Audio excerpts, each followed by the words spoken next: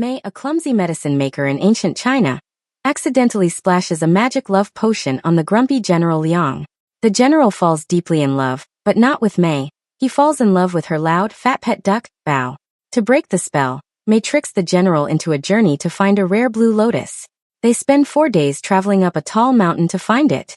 Once the spell is broken, the magic fades, but a real spark begins. The general must return to the city, but he asks Mei to wait for him. After 3 long months, he comes back to take her on sweet dates, and the clumsy girl and the grumpy general finally get married. They say love is unpredictable, and today's story proves it. Welcome to Romance Crave Stories, where every episode is full of passion, secrets, and emotional twists. Let's begin. Mei lived in a small, lively village in ancient China. She was a very good medicine maker, mostly. She knew exactly which green leaves fixed a sick tummy, and which brown roots helped a person sleep well at night. But Mei was also very clumsy. If there was a bucket of water on the floor, she would surely step right into it.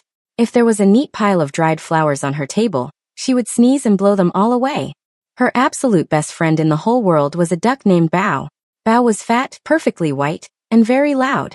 He followed her everywhere she went, waddling behind her with happy quacks. Mei loved him very much, even though he had a bad habit of biting the toes of the people who came into her little shop. One bright sunny morning, the village was very loud and busy. The Great Royal Guard was passing through town. Everyone was excited to see them. The guards wore shiny metal armor and carried big, sharp swords. The leader of all the guards was General Liang. He was very tall, very handsome, and very grumpy. He never smiled. Not even once. He always walked around looking like he had just eaten a very sour lemon. Mei was inside her shop, mixing a special tea for the village boss. It was supposed to be a sweet honey tea to make him happy and relaxed. But Mei was busy looking out the window at the tall guards. She was not watching her hands at all. Instead of picking up the sweet honey leaf, she grabbed the bright pink, love-struck root. This root was very dangerous. It made you fall madly in love with the very first thing you saw. Mei dropped the pink root into the big hot pot of tea. The water bubbled and turned a lovely, bright shade of purple. She smiled, thinking she had done a great job. She poured a hot cup and went outside to give it to the village boss. But as soon as she walked out her front door, she tripped over a loose rock in the dirt. The cup flew high into the air. Hot purple tea splashed everywhere.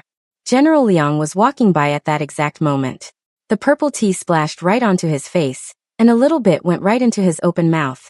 He coughed loudly and wiped his eyes. "What is the meaning of this?" he yelled, looking very angry. Mei froze in place. She knew exactly what she had done. She knew all about the pink root. General Liang blinked. The deep anger left his face in a flash. His dark eyes went soft and wide. He looked down toward the ground. He did not look at Mei. He looked right past her legs. Bao the duck waddled forward and gave a loud, happy quack. General Liang fell right to his knees in the dirt. He put his hands together over his heart and looked at the fat white duck with pure, deep love. "Oh, beautiful bird," the big, scary general whispered softly. "I have never seen such lovely white feathers. Will you be mine forever?" Bao bit the general's finger. General Liang just sighed a happy sigh. "Oh, Spekisikish. I am the luckiest man alive." Mei slapped her hand over her face.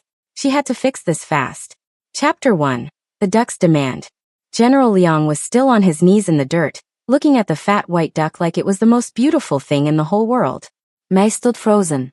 She looked at the general, then at the hot purple tea soaking into the ground, and then at Bao. She had to think fast. The pink root magic was very strong. If she did not fix this, the general would try to marry her pet bird. General, sir," Mei said softly. The general did not even look up. "Hush, clumsy girl," he said, waving his hand at her. "Can you not see I am talking to my true love? Look at his perfect, orange little feet. Look at his sweet, round belly." Bao gave a loud angry quack, and flapped his wings. "Oh, his voice is like sweet music," the general sighed, putting a hand over his heart. Mei knew from her old medicine books that the only cure for the pink root was a rare flower called the blue lotus. But the blue lotus only grew at the very top of the tall mountain, a few days away from the village. She had to trick the general into going there with her. "General," Mei said, speaking a little louder, "I must tell you something about this duck. His name is Bao, and he is very picky." General Liang finally looked up at her. "Picky? My sweet bird deserves the best of everything. What does he want? I will give him gold. I will give him a castle. He does not want gold, May lied, trying to look very serious. Bao only eats one thing for his special treat. It is the blue lotus flower. It only grows on the tall mountain. If he does not get it, he will be very sad. General Liang gasped. He looked down at Bao with wide, worried eyes. Oh no, we cannot have you being sad, my beautiful boy. The general quickly stood up. He unclipped his shiny sword belt and handed it to one of his confused guards. Then he took off his very expensive, dark red silk scarf.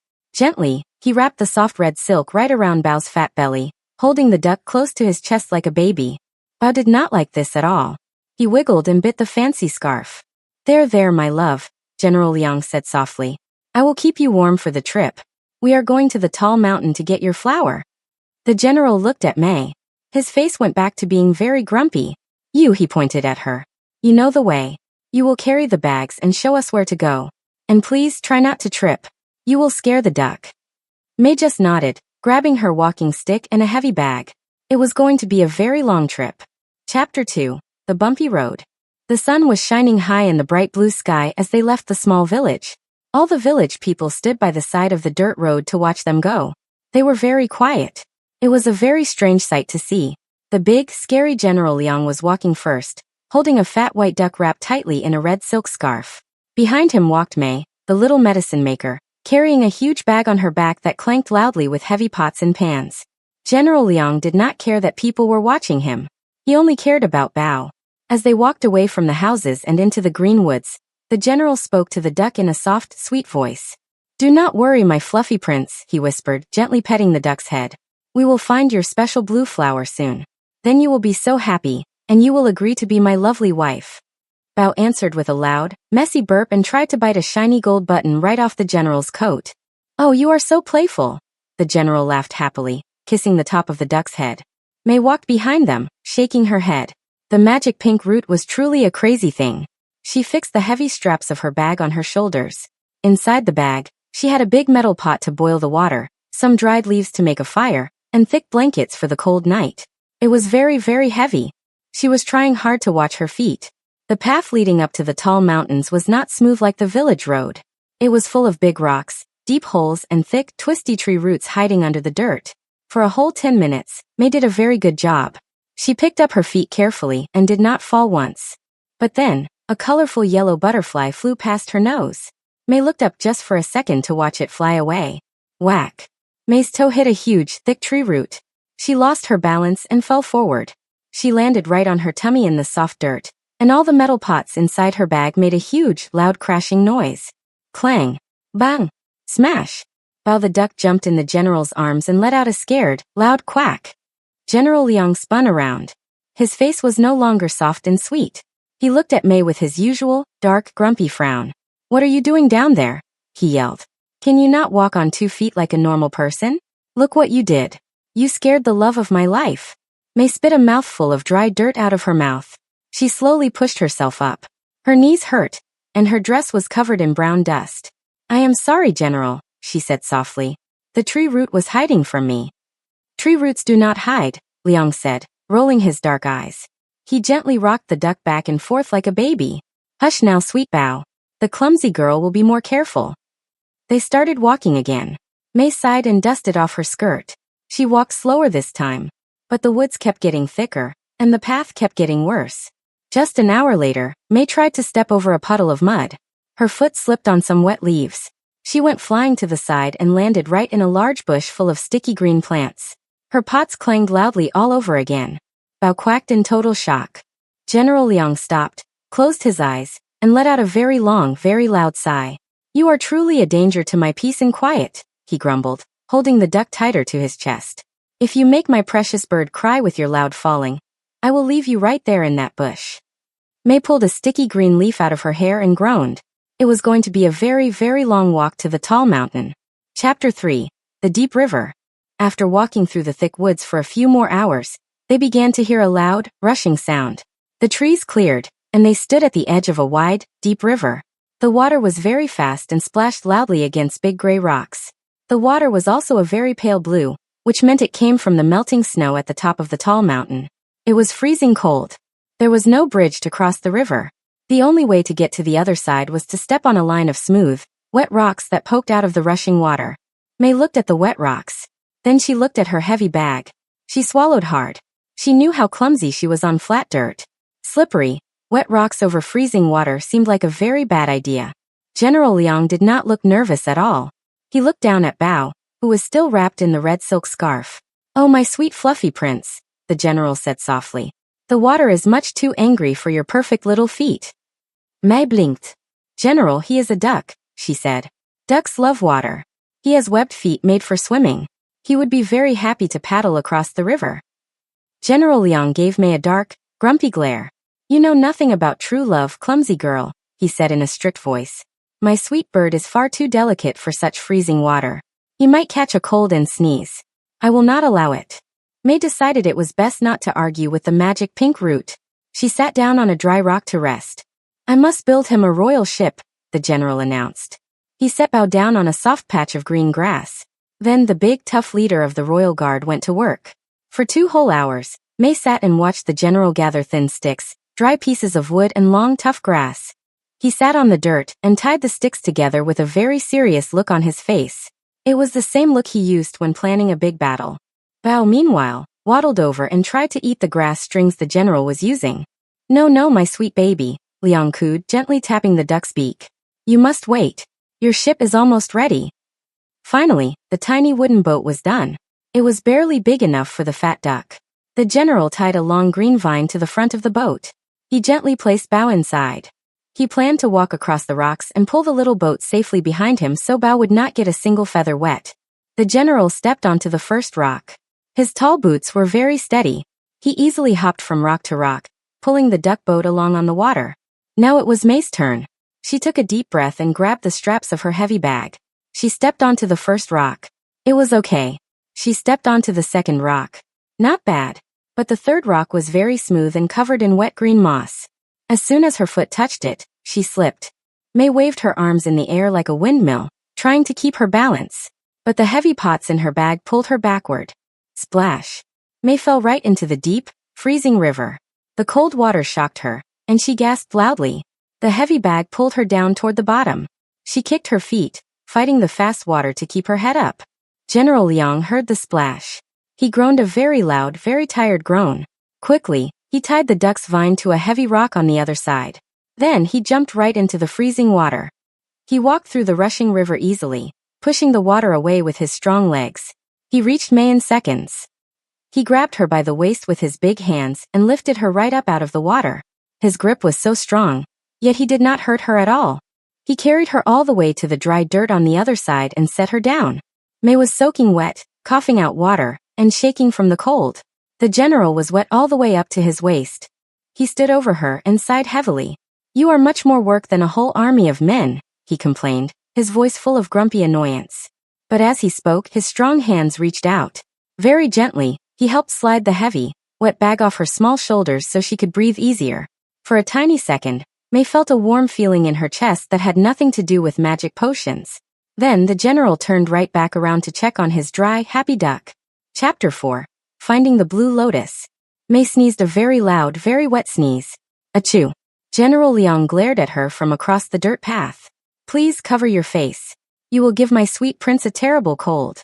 May shivered in her wet clothes.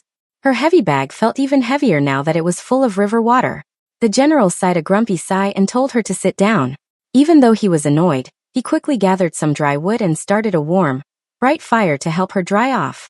He sat on a rock far away from her, holding Bao the duck close to his chest so the bird would stay warm and away from May's sneezing. They rested until May's clothes were mostly dry, and then they started walking again. They walked up and up for 2 more days. The tall mountain got steeper, and the air got very cold. May's legs hurt. Her back hurt. Even her toes hurt inside her shoes. But she did not complain. She just wanted to find the flower, make the cure, and go back to her quiet life. On the 4th day, they finally reached the very top of the tall mountain. It was flat and covered in hard gray rocks and small patches of white snow. The wind blew loudly up here, biting at their cheeks. "We are here," May said, breathing hard and leaning on her walking stick. "The old books say the blue lotus grows in a hidden pool of water at the very peak." "Well, start looking," General Liang said. He pulled his thick coat over Bao to block the chilly wind. "My true love is hungry. We must find his special treat right away. May put her heavy bag down on the ground. She felt so light without it that she almost fell over. She walked around the big gray rocks, looking for any sign of water. For a long time, she only saw cold snow and frozen dirt. She was starting to worry that the old medicine books were wrong. Suddenly, Bao wiggled out of the general's coat. He gave a happy quack and waddled as fast as his flat orange feet could go. He was chasing a tiny shiny bug around a very large, sharp rock. Bao, come back. It is too cold for you to run, the general called out, running right after the fat duck. May followed them behind the rock. When she looked past the general's tall shoulder, she gasped. Hidden behind the huge rock was a beautiful little pool of water. It was not frozen like the snow. It was a hot spring. Soft white steam rolled off the top of the clear water, making the air around it feel nice and warm. And there, sitting right in the very middle of the steaming water, was a bright, beautiful flower. Its soft petals were the deepest, prettiest blue May had ever seen. It was the rare blue lotus. We found it, May smiled, feeling a huge wave of happiness wash over her. Go get it, Liang commanded, holding Bao back so the silly duck would not jump into the hot water. And please, for once, do not fall in. May knew how clumsy she was, so she did not even try to step on the slippery rocks near the edge. Instead, she found a very long, curved branch on the ground. She leaned over the side, reached out with the stick, and gently hooked the green stem of the blue flower. Slowly and carefully, she pulled it closer and closer until she could reach out and pick it up with her own hand. She held the wet, blue flower up in the air. She had done it. She had the cure. Very soon, the grumpy general would stop treating her loud pet bird like a king, and May could finally go home. Chapter 5, Brewing on the Mountain. The sun was going down fast. The sky changed from bright blue to dark purple, and the cold mountain wind started to blow much harder. May shivered in her thin clothes. She told the general that it was too dark to walk safely back down the mountain. They had to sleep by the hot spring for the night. General Liang did not like that idea at all, but he agreed. He wanted his true love to be safe and warm. The general quickly gathered big pieces of dry wood and started a bright, crackling fire. May opened her heavy bag. She took out her big metal pot and filled it with fresh water from her canteen. She set the pot carefully on some rocks right over the hot orange flames. Very carefully, May dropped the beautiful blue lotus into the water. She sat on the hard dirt and watched the pot. As the water got hotter, it started to bubble and hiss. The deep blue color from the flower petals began to spread. Soon, the whole pot of water was glowing like a bright blue star. It smelled a little bit terrible, like old wet socks, but May knew that meant the cure was working just right. While May stirred the smelly blue water with a long wooden spoon, General Liang sat on a thick blanket near the fire. He had Bao the duck resting in his lap. The fat white bird was falling asleep, his head resting on the general's big, strong arm. When we get back to the big city, my sweet fluffy prince, we will have the biggest wedding in the whole world, the general said in a very soft, very serious voice. I will invite the king. I will invite all the royal guards. Everyone will cry when they see how beautiful you are. May quickly put her hand over her mouth to stop a loud laugh from coming out. She turned her head away and pretended to cough. The general did not even look at her. He just kept gently petting the duck's white feathers. What kind of cake would you like, my love? Do you like sweet yellow cake? Or maybe a special cake made of fresh green peas, soft mud, and tiny little fish? Yes, a grand fish cake for my king. Bao made a sleepy soft quack sound and closed his eyes. And what will you wear? The general asked, looking up at the dark sky. He was thinking very hard about it. A tiny gold crown for your perfect little head. And a beautiful cape made of the finest green silk to match the sweet grass you love to chew. I will have 10 strong men walk behind you just to carry the end of your silk cape, so it does not touch the dirty ground. May was biting her lip hard. Her shoulders were shaking because she was trying so hard not to laugh out loud. It was the silliest thing she had ever heard. The big, scary General Liang, the strongest fighter in the land, was sitting by a fire planning a giant fish cake wedding for a loud, messy duck. But as May watched him speak so sweetly, she also felt a tiny ache in her chest. He looked very gentle right now. He was taking such good care of Bao, keeping him safe from the cold wind. Even though it was just fake magic from the pink root, the general was showing how much love he really had hidden inside his grumpy heart. May thought that one day, when the spell was gone, the general would make a very good, very kind husband to a real human girl. She stirred the blue water one last time. The special drink is almost ready, General, she called out over the fire. She just hoped he would not be too angry when the magic was gone. Chapter 6. The Broken Spell. The blue water stopped bubbling. The bad smell of old wet socks filled the cold mountain air. May carefully used a thick cloth to hold the hot handle of the pot. She poured the glowing blue tea into a small wooden cup. She took a deep breath. This was it. She walked over to the general. He was still singing a very soft, very silly song about duck feet. General Liang, May said softly. The special drink is ready. Liang looked at the steaming blue cup and wrinkled his nose. That smells terrible, he said. Are you trying to poison me, clumsy girl? My true love needs me alive to plan our big wedding. Oh no, sir, May lied quickly. She put on her best, most serious smile. This is a magic mountain tea. It is very special. It will make you very strong so you can carry your sweet prince all the way back to the city without getting tired. The general's eyes lit up. Strong for my bird? Give it to me. He took the wooden cup from her hands. He held his breath to block out the bad smell, tipped his head back, and drank the whole cup very fast. May took 3 steps backward. She held her breath and waited. General Liang froze. He squeezed his eyes shut tight and shook his head like a dog shaking off water. He blinked hard, once, twice, 3 times. He looked around the dark camp. Then he looked down at his lap. He did not see a beautiful, fluffy prince. He saw a fat, loud, dirty bird sitting on his very expensive coat. The duck had mud on its flat orange feet. The duck was chewing happily on his shiny gold buttons. You, General Liang groaned, his voice deep and rough. He jumped up so fast that Bao the duck rolled right off his lap and landed softly on the grass with a surprised quack. The general looked down at his beautiful red silk scarf. It was covered in duck spit, muddy footprints, and brown dirt. He looked at May, his face turning bright red with anger and deep embarrassment. What did you do to me? He yelled, his grumpy voice back in full force. Why was I holding a bird? Why am I planning a giant fish cake wedding for a loud farm animal? May hid behind her hands. It was an accident. You drank the pink root potion back in the village. It made you fall in love with the first thing you saw, and you saw Bao. The blue tea just broke the spell. The general opened his mouth to yell again, but he just closed it and let out a very loud, very angry sigh. He turned around, wrapped himself in his thick blanket, and went to sleep as far away from the duck as he could. The next morning, the walk down the tall mountain was very different. General Liang did not care about the duck anymore. He did not build any tiny boats. He did not carry Bao. He let the fat duck waddle on the dirt by himself. The general was very quiet, walking right beside May. May was very nervous. She thought he was still very mad at her. She walked fast and did not look at her feet. Suddenly, her shoe caught on a big, sharp rock. She started to fall forward. She closed her eyes, waiting to hit the hard dirt and make her loud pots crash again. But she didn't. A big, strong hand shot out and grabbed her arm, pulling her back up safely. Watch your step, General Liang said softly. He did not let go of her arm right away. Instead of yelling at her for being clumsy, he held out his warm hand. For the rest of the walk down the steep hill, he helped her step over every big rock and twisty root, so she wouldn't trip. May noticed he was looking at her a lot. Not with angry eyes, but with soft, kind eyes. Every time he held her hand to help her jump over a muddy puddle, May felt her cheeks get very hot and bright pink. The magic spell was gone, but something real and sweet was starting. Chapter 7. A Spark in the Woods. The sun went down again, painting the sky with pretty shades of orange and pink. They needed to stop for one last night before reaching May's village. They found a small, quiet space in the woods surrounded by tall trees.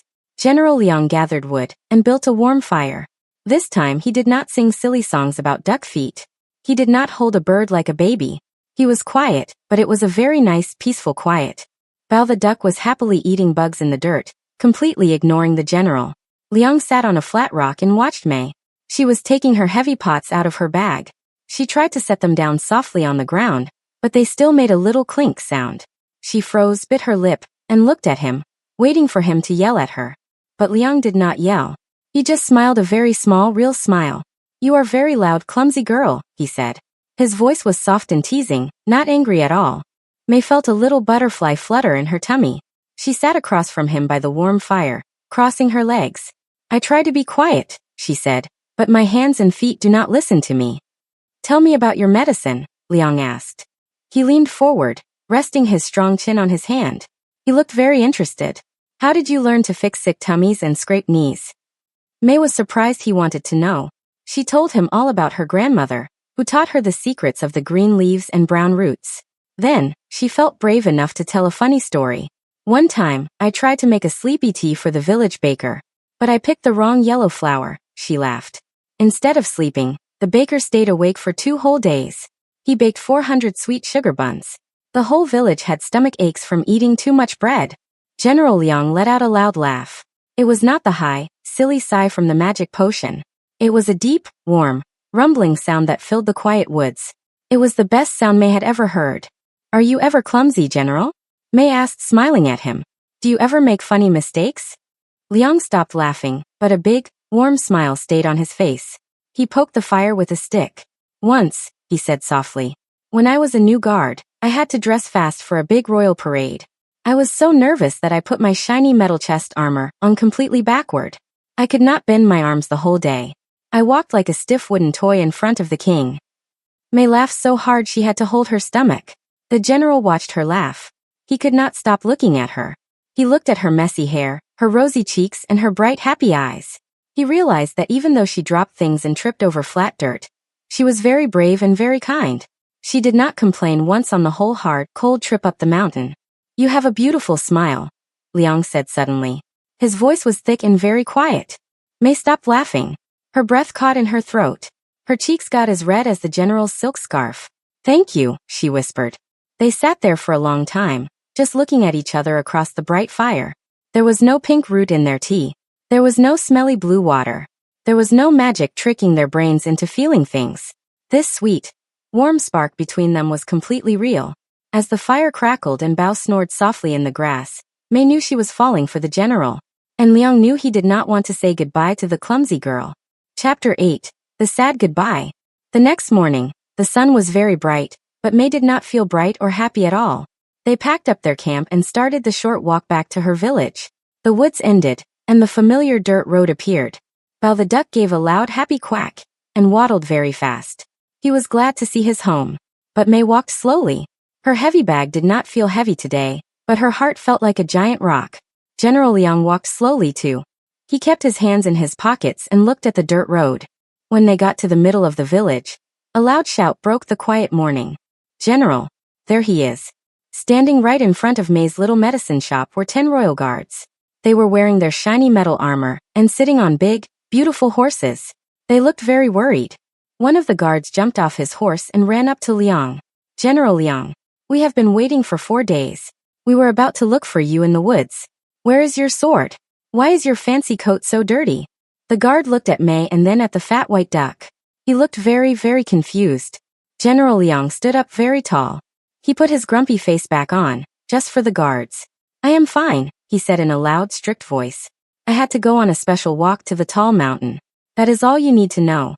Get the horses ready. We must go back to the big city right now. May stopped walking. She looked at the shiny guards and the big horses. She remembered that Liang was a very important leader. He belonged in a giant castle with a king. She was just a clumsy girl who made sleepy tea and tripped over rocks. The sweet spark from the campfire felt very far away now. Liang turned around to look at her. He reached out and gently lifted the big, heavy bag off her small shoulders. He set it down softly by the door of her shop. Thank you, May, he said. His voice was not loud or strict anymore. It was very quiet. Thank you for showing me the way. And thank you for fixing the magic potion. May looked down at her dusty shoes. She tried very hard to smile so she would not cry. You are welcome, General Liang. Have a safe trip back to the big city. She did not know what else to say. Liang just stood there for a long moment. He looked like he wanted to say something else, but his guards were watching him closely. He finally turned away, his heavy boots making loud crunching sounds on the dirt. He walked over to his big black horse and climbed up into the seat. Bao the duck waddled over to the horse's legs. He looked up at the general and gave a soft, confused quack. Bao seemed to wonder where his fancy red silk blanket was. Goodbye, Bao, Liang said softly, giving the silly bird a tiny nod. The general pulled the leather ropes, and the big horse started to walk forward. The army of guards followed him. May stood by the door of her shop and watched him go. Her heart hurt very much. As he rode away down the dirt road, General Liang stopped. He turned his head and looked back at her. A moment later, as the horse started to walk a little faster, he turned to look at her a second time. Finally, right before the road curved and he would disappear behind the trees, he turned around and looked at her a third time. Then he was gone. May went inside her little shop, sat in her quiet chair, and cried a very small, sad tear. Chapter 9, The Promise. May sat in her quiet shop. The village was very still. She could hear the slow clop, clop, clop of the horse's feet walking far away down the dirt road. She wiped a small tear from her cheek. She knew she needed to get back to work. Sitting around and being sad would not fix anything. She grabbed her old wooden broom to sweep the floor. Of course, she was not watching her feet. She tripped right over the broom handle and bumped her knee against a table. She sighed, sitting on the floor to rub her sore knee. But then she heard something outside. The sound of the horses had changed. The slow clop, clop was gone. Now there was a fast, loud thumping sound. It sounded like thunder hitting the dirt. And it was coming closer, not going away. May stood up quickly and ran to her open window. Down the dirt road, the big black horse was running back toward the village as fast as the wind. It was General Liang. His dark coat was flying behind him. Behind him, his 10 guards were trying to catch up, yelling in total confusion. They did not understand why their leader was riding back the wrong way. The general did not slow down until he was right in front of May's little shop. He pulled the leather ropes hard. The black horse stopped, stomping its big feet and blowing air from its nose. A big cloud of brown dust filled the air. Liang did not even wait to climb down nicely. He jumped right off the side of the tall horse. His heavy boots hit the dirt with a loud, heavy thud. He walked straight through the open door of the medicine shop. He did not look grumpy. He did not look angry. He looked very sure, like a man who knew exactly what he wanted. May dropped her wooden broom. It made a loud clatter on the floor, but neither of them cared. General Liang walked right up to her. He did not care that his shiny guards were watching through the window. He reached out with both of his big, warm hands and gently took May's small hands in his. His hands felt so strong and safe. He looked down into her bright eyes. His dark eyes were soft and full of that real, sweet spark they had found by the mountain fire. May, he said, his deep voice a little breathless from the fast ride. I cannot just ride away. I do not want to go back to my big city and just be grumpy all the time. May's heart beat so fast it felt like a tiny bird trapped inside her chest. You don't, she whispered. No, Liang said. He smiled his warm, handsome smile. He looked right at her and said the words that made her heart sing. I am interested in getting to know you. Will you wait for me? May blinked, feeling a happy tear slide down her rosy cheek. Liang squeezed her small hands gently. I have to go back to the city to finish my guard work, he explained softly. I need 3 months to get everything ready. But I will come back. I want to know all your funny stories. I want to catch you every single time you trip over a rock. Will you be mine forever? May did not even have to think about it for 1 second. The magic pink root could never make a love this good. She smiled her biggest, brightest smile. Yes, she said happily. I will wait for you. And I will gladly be yours forever. Liang's smile grew even bigger. He bent down and pressed a soft, warm kiss to the back of her hands. Outside the window, Bao the duck waddled by and gave a very loud, happy quack. Chapter 10. The Long Wait. The days after General Liang left felt very long and very slow. May went back to her normal life. She woke up early, swept her floor, trying very hard not to trip over the broom again, and opened her little medicine shop. She fixed a scraped knee for a little boy who fell out of a tree. She mixed a nice hot tea for the village baker who had a sick tummy. She did a very good job taking care of everyone. But her shop felt too quiet without the general's deep voice and heavy footsteps. 1 whole month went by. May missed him very much. Sometimes, when she reached for a heavy clay jar on the top shelf, it would slip right out of her fingers. The jar would fall to the floor and crash into tiny pieces. May would sit on the ground, look at the mess, and sigh. She wished Liang was there to reach out with his quick, strong hands and catch the jar for her. 2 months went by. The weather started to get warmer, and the green leaves on the trees grew thick. Bao the fat white duck was very bored. He waddled around the dirt road in front of the shop, looking for people. But the village people only wore soft cloth shoes. Bao did not want to bite soft cloth shoes. He wanted to bite thick, shiny black leather boots. He sat by the front door every afternoon and let out sad, quiet little quacks. I know, Bao, May would tell him gently, petting his soft white feathers. I miss his shiny boots too.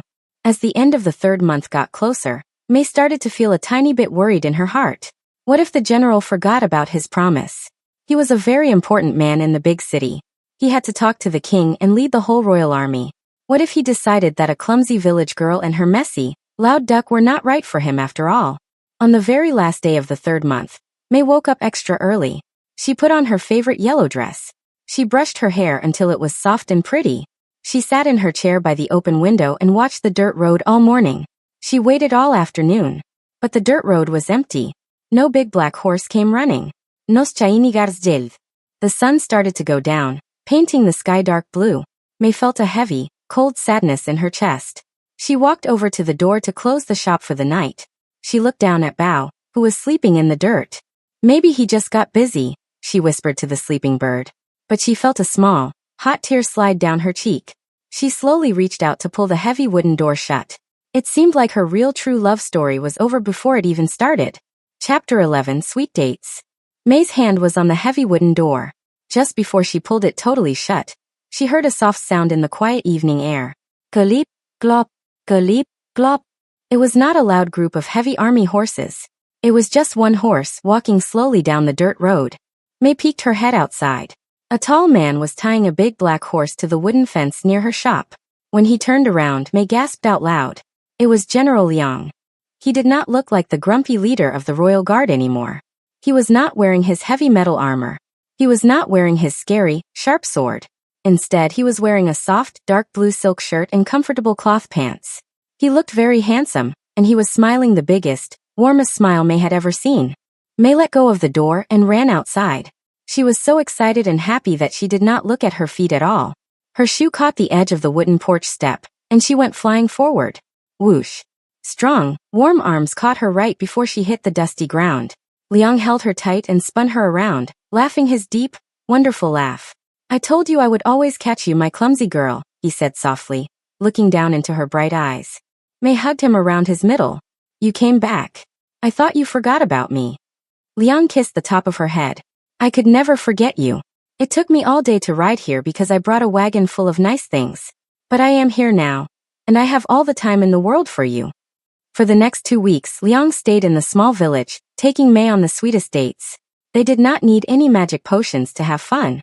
Every morning, they walked down to the edge of the fast blue river. Liang held her hand the whole way so she would not slip on the wet rocks. They sat on the soft green grass and talked for hours. May told him more funny stories, and Liang told her about his life in the big city. In the afternoons, they walked through the busy village market. Liang bought her warm, sweet sugar buns straight from the oven. They shared the sticky buns, and Liang laughed out loud when May got white powdered sugar all over her nose.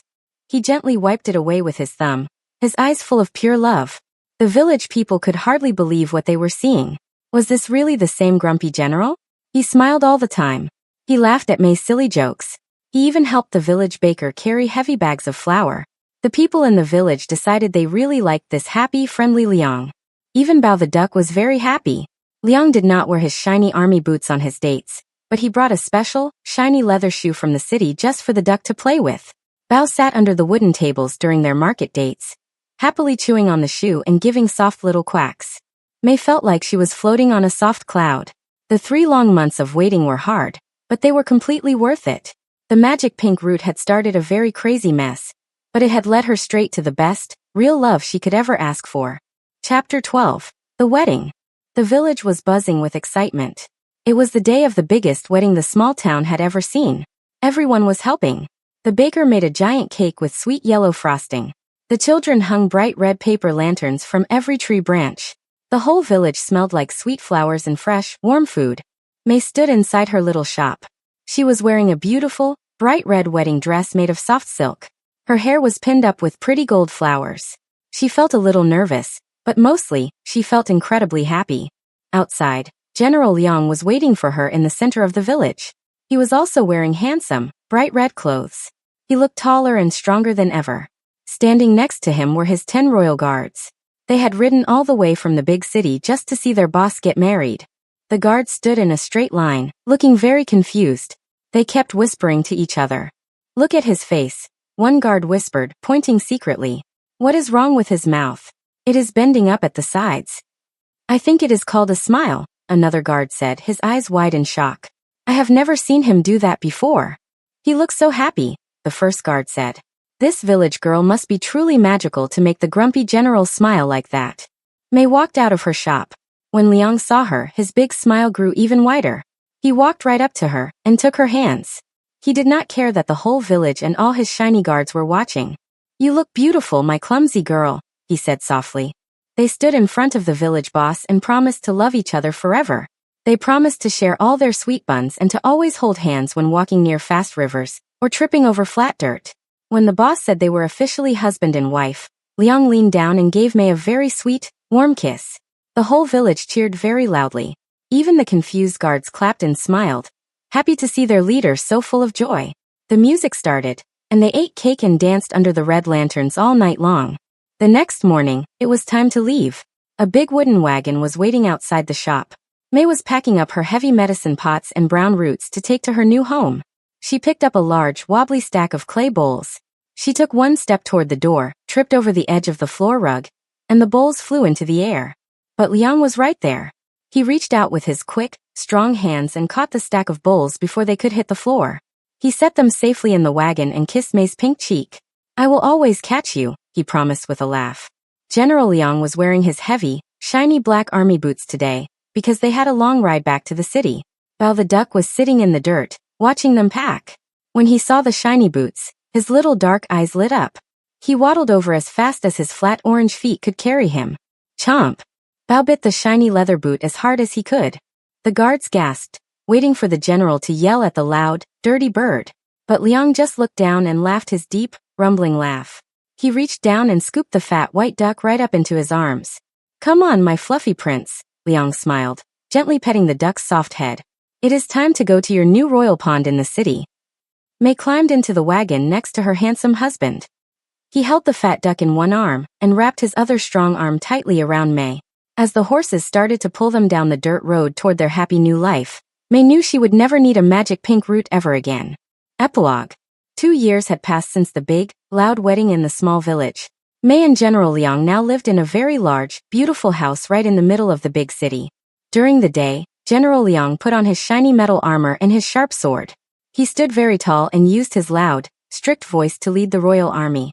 All the new guards thought he was the most serious, grumpy man in the whole world. They were very scared of his dark frown. But every evening, when the sun went down, the heavy wooden doors of his house would open.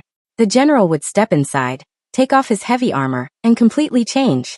His dark frown would melt away into a giant, warm smile the second he saw his wife. Mei had her very own medicine room in the big house. It was full of green leaves, brown roots, and tall wooden shelves.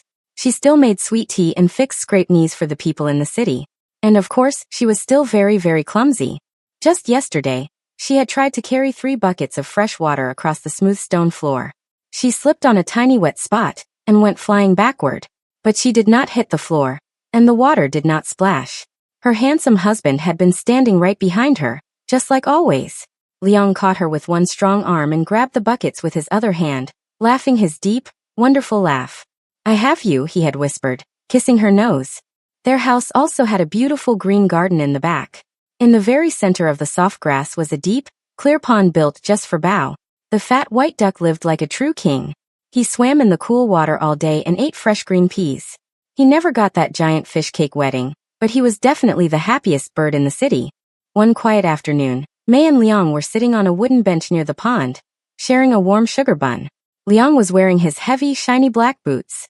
Suddenly, Bao waddled out of the water. He shook his wet white feathers, marched right up to the bench, and gave a loud, demanding quack. Then chomp. He bit the toe of the general's shiny boot as hard as he could. Liang did not yell. He just smiled, picked up the wet duck, and set him gently on his lap. You are lucky I love your mother so much, my fluffy prince, Liang chuckled, petting the duck's head. Mei rested her head on her husband's strong shoulder. She watched her loud duck and her smiling general, feeling perfectly, completely happy. She never needed a magic pink root to find true love. All she needed was a bumpy mountain road, a sweet campfire spark, and a very good man to catch her every time she falls. That's where this love story ends for now. If you enjoyed this episode, don't forget to like, subscribe, and turn on notifications for more romantic twists. Tell me in the comments what will you have done. Until the next story, keep craving romance.